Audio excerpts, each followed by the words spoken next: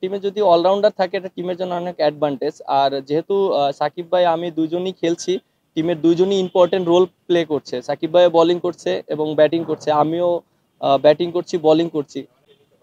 আপনি দেখেন যে ওয়ার্ল্ড ক্রিকেটে কিন্তু সবাই বেশি দিন মানে একটা পর্যায়ে কিন্তু সবারই রিটায়ারমেন্ট আসতে হয় এবং সবাই ক্রিকেট ছেড়ে দিতে হয়। দেখেন যে ওয়ার্ল্ড ক্রিকেটে প্রত্যেকটা টিমেই কিন্তু এরকম আছে রিপ্লেসমেন্ট। আমার কাছে মনে হয় যে আপনি যেটা বললেন যে সবাই তো আর সারা জীবন খেলবে না।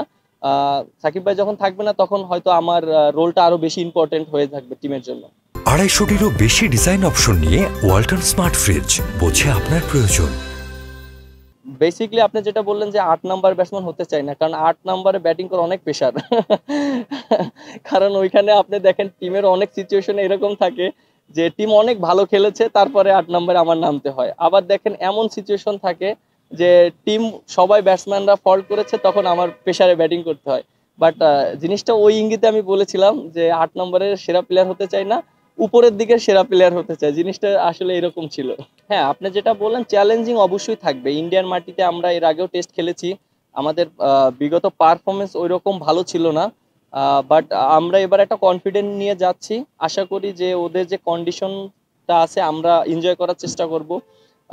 আমরা ফাইট দেওয়ার চেষ্টা করব। যখন আমরা ফাইট দিতে পারবো ওদের সাথে, তখনই কিন্তু আমাদের পরে রেজাল্ট আসার চান্স থাকবে। সো আমাদের প্ল্যানিংটাই এইটাই যে আমরা যেন ওদের সাথে ফাইট দিতে পারি। আমাদের এখন টিমের ভিতরে মেন্টালি সবারই অনেক হ্যাপি আছে এবং সবাই খুব ভালো একটা শেপে আছে। বিশেষ করে ব্যাটাররা, বলাররা তারা খুব ভালোভাবে খেলছে। আর যেটা বললেন যে মুস্তাক আহমেদ, তিনি আমাদের টিমের সাথে ছিলেন এবং আমি ফার্স্ট টাইম তার সাথে কাজ করেছি। আমার কাছে খুব ভালো লেগেছে মানুষ হিসাবে। এবং তিনি অনেক অনেক মোটিভেশন কথা বলেন এবং প্লেয়ারদের সবসময় সাপোর্ট করার চেষ্টা করেন। একটা প্লেয়ারকে আপনি দেখেন যে খারাপ সময়ে সবসময় পাশে থাকার চেষ্টা করেন। সো এই জিনিসগুলো খুব ভালো লেগেছে।